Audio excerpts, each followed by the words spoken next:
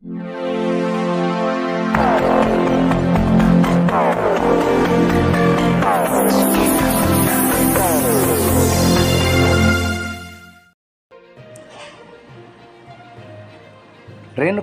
ಕೊಲೆ ಕೇಸಿನಲ್ಲಿ ಬಂಧಿತನಾಗಿರುವ ದರ್ಶನ್ ಹಾಗೂ ಆತನ ಗ್ಯಾಂಗರನ್ನು ವೈದ್ಯಕೀಯ ತಪಾಸಣೆಗಾಗಿ ವಿಕ್ಟೋರಿಯಾ ಆಸ್ಪತ್ರೆಗೆ ಪೊಲೀಸರು ಕರೆತಂದಿದ್ದರು. ಪವಿತ್ರ ಗೌಡ, ಅನುಕುಮಾರ್ ಸೇರಿ 9 ಜನ ಆರೋಪಿಗಳನ್ನು ವಿಕ್ಟೋರಿಯಾ ಆಸ್ಪತ್ರೆಗೆ ಕರೆತಂದು ಆಸ್ಪತ್ರೆಯಲ್ಲಿ ವೈದ್ಯಕೀಯ ತಪಾಸಣೆ ಬಳಿಕ ಪೊಲೀಸರು ಮತ್ತೆ ವಾಪಸ್ ಕರೆದೊಯ್ದಿದ್ದಾರೆ.